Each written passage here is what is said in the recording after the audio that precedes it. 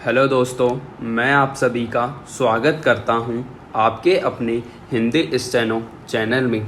दोस्तों, आप हमारा टेलीग्राम ग्रुप ज्वाइन कर लीजिए, जिसमें आपको रोज़ाना की मैटर की पीडीएफ आसानी से मिल जाएगी, जिसका लिंक डिस्क्रिप्शन में दिया हुआ है।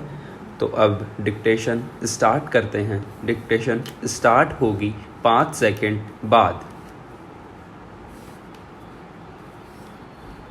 स्टार्ट। निशक्तता एक ऐसी समस्या है जो मनुष्य के जीवन को अभिशाप बना देती है। यह समस्या न केवल भारत में वरन संपूर्ण विश्व में पाई जाती है। आधुनिकता का दंभ भरने वाले समाज में आज भी निशक्तता को ध्येय दृष्टि से देखा जाता है। एक सभ्य समाज के लिए यह कलंककारी है। निशक्तता वास्तव में एक सामाजिक समस्या है जिसे मानवीय दृष्टि से देखा जाना चाहिए। भारतीय समाज में प्राय निशक्त जनों को तिरस्कृत होते हुए देखा जा सकता है। इतना ही नहीं वरन इन्हें कभी कभी पारिवारिक सदस्यों द्वारा तिरस्कृत किया जाता है। समायोजन पूर्ण व्यवहार की अपेक्षा करने वाला निशक्त व्यक्ति परिवार से ही लगातार तिरस्कृत होने के कारण कुंठित होने लगता है। फलस्वरूप शारीरिक निशक्तता के साथ साथ वह मानसिक रूप से भी निशक्त होने लगता है। शरीर के किसी अंग अथवा मस्तिष्क के बाधित अथवा अपूर्ण विकास को निशक्तता के रूप में परिभाषित किया जाता है, जो मानव समाज की एक संवेदनशील समस्या है जिसका सामना निशक्त जनों को करना पड़ता है। निशक्त जनों को शिक्षा, रोजगार, स्वास्थ्य, यातायात आदि तक पहुंच बनाने में काफ़ी समस्याओं का सामना करना पड़ता है, जिससे वे सामाजिक, आर्थिक एवं शैक्षिक क्षेत्र में पिछड़े रह जाते हैं। इस संबंध में अंधेपन एवं बधिरता से ग्रस्त हेलेन केलर ने कहा कि दृष्टिहीनों की प्रगति में मुख्य बाधा दृष्टिहीनता नहीं, अपितु दृष्टिहीनों के प्रति समाज की नकारात्मक सोच है। सरकार ने निशक्त जनों के सशक्तिकरण हेतु समय समय पर प्रयास किए हैं। सरकार द्वारा मानसिक रूप से अस्वस्थ दिव्यांगों के लिए विशेष प्रावधान सहित वर्ष 1995 में विकलांगों के प्रति समाज के दायित्वों के निर्धारण हेतु विकलांग व्यक्ति अधिनियम पारित किया गया, जो वर्ष 1996 से लागू हुआ। इस अधिनियम के अंतर्गत दिव्यांगों के लिए शिक्षा, रोजगार, सामाजिक सुरक्षा के प्रावधान शामिल किए गए। इसके साथ ही समूह ग तथा समूह घ के पदों पर नियुक्ति में विकलांगों को आरक्षण देने का प्रावधान किया गया, ताकि उन्हें सशक्त बनाकर नई पहचान दी जा सके।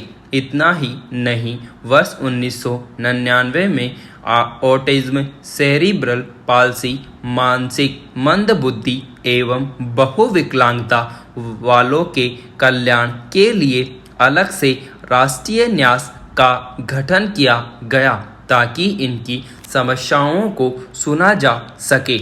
इसके अतिरिक्त निशक्त जनों की आवश्यकताओं को ध्यान में रखकर केंद्र सरकार ने वर्ष 2012 में सामाजिक न्याय और अधिकारिता मंत्रालय के अंतर्गत दिव्यांगजन सशक्तिकरण विभाग बनाया, जिससे इनके लिए अलग से कुछ पैमाने निर्धारित कर विकास में सहभागी बनाया जा सके। इसके अतिरिक्त निशक्त जनों के शैक्षिक अधिकार व अवसरों के उन्नयन की दृष्टि से राष्ट्रीय शिक्षा नीति 2015 महत्वपूर्ण पहल रही है, जिसमें शिक्षा व्यवस्था के सभी क्षेत्रों में दिव्यांगों को उचित स्थान दिया गया है। इसके अतिरिक्त इन लोगों को अधिक सशक्त बनाने हेतु संसद ने वर्ष 2016 में विकलांगजन अधिकार विधेयक 2016 पारित किया है, जिसमें दिव्यांगों की श्रेणी को वर्तमान में 7 से बढ़ाकर 21 कर दिया गया है। सरकार द्वारा नौकरियों में आरक्षण को 3% से बढ़ाकर 4% कर दिया गया है। इसके साथ ही इसमें निःशक्त महिलाओं और बच्चों की आवश्यकताओं का विशेष उल्लेख किया गया है। वर्ष 2015 में अंतर्राष्ट्रीय दिव्यांग दिवस के अवसर पर सुगम्य भारत अभियान की शुरुआत की गई, जिसका मुख्य उद्देश्य निःशक्तजनों के लिए बाधा मुक्त एवं सुखद वातावरण तैयार करना है। निःशक्तजनों के संबंध में समाज में जागरूकता फैलाने के उद्देश्य से ही प्रतिवर्ष 3 दिसंबर को विकलांग दिवस के रूप में मनाया जाता है। यह संयुक्त राष्ट्र संघ की मुहिम का एक हिस्सा है, जिसका उद्देश्य निःशक्तजनों को मानसिक रूप से सबल बनाना तथा अन्य लोगों में उनके प्रति सहयोग की भावना का विकास करना है। एक दिवस के रूप में इस योजना को मनाने की औपचारिक शुरुआत वर्ष 1992 में हुई थी, जबकि इससे एक वर्ष पूर्व 1991 में संयुक्त राष्ट्र संघ ने 3 दिसंबर से प्रतिवर्ष इस तिथि को अंतर्राष्ट्रीय विकलांग दिवस के रूप में मनाने की स्वीकृति प्रदान कर दी थी। संयुक्त राष्ट्र संघ के अनुसार वर्तमान समय में विश्व भर में लगभग 1 अरब जनसंख्या विकलांग है। इस संदर्भ में विश्व स्वास्थ्य संगठन एवं विश्व बैंक ने अपनी रिपोर्ट में कहा है कि सभी देशों में विकलांगों की समस्याएं अलग अलग होने के बावजूद उनकी मूल समस्या एक जैसी है, जिसमें बदलाव लाकर ही ऐसे व्यक्तियों को सशक्त किया जा सकता है। इस प्रकार यह एक शुभ संकेत है कि न केवल भारत बल्कि अंतर्राष्ट्रीय स्तर पर भी निःशक्तजनों के प्रति संवेदनशीलता बढ़ी है। इसी का परिणाम है कि वर्तमान में विकलांगों को दिव्यांग जैसे शब्दों से सम्मानपूर्वक पुकारा जाता है। इतना ही नहीं, इससे सामाजिक समावेश की प्रक्रिया आसान हुई है तथा निर्भरता की संस्कृति भी कम हुई है। अतः निःशक्तजनों के कल्याण के लिए केंद्र सरकार द्वारा चलाई जा रही विभिन्न योजनाओं एवं कार्यक्रमों के संदर्भ में यह कहना अधिक उचित होगा कि दिव्यांगों के कल्याण एवं सशक्तिकरण का कार्य तभी पूर्णता की ओर अग्रसर हो सकता है जब इसमें समाज की भूमिका मानवीय तथा सामंजस्यपूर्ण होगी। तभी सशक्तिकरण के साथ समावेशी विकल्प के लक्ष्य को प्राप्त किया जा सकेगा।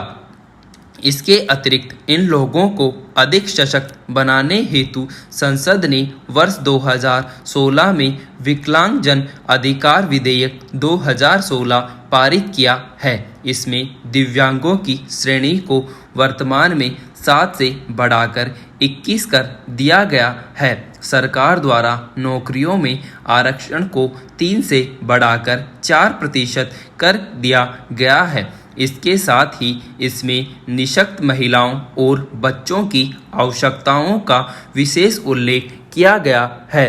वर्ष 2015 में अंतर्राष्ट्रीय दिव्यांग दिवस के अवसर पर सुगम्य भारत अभियान की शुरुआत की गई, जिसका मुख्य उद्देश्य निःशक्तजनों के लिए बाधा मुक्त एवं सुखद वातावरण तैयार करना है। सरकार द्वारा शैक्षिक सशक्तिकरण के अंतर्गत कक्षा 9 से एमफिल, पीएचडी और विदेशों में अध्ययन हेतु 5 छात्रवृत्ति योजनाएं नामतः प्री मैट्रिक छात्रवृत्ति योजना, पोस्ट मैट्रिक छात्रवृत्ति योजना, उच्च श्रेणी छात्रवृत्ति, निःशक्त जनों के लिए राष्ट्रीय फेलोशिप और राष्ट्रीय छात्रवृत्ति योजना तथा समुद्र पारीय छात्रवृत्ति योजनाएं कार्यान्वित की जा रही हैं।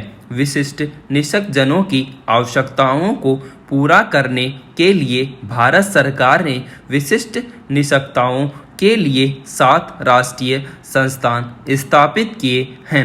ये मानव संसाधन विकास में संलग्न हैं और निःशक्त जनों के लिए पुनर्वास एवं अनुसंधान तथा विकास सेवाएं उपलब्ध करा रहे हैं।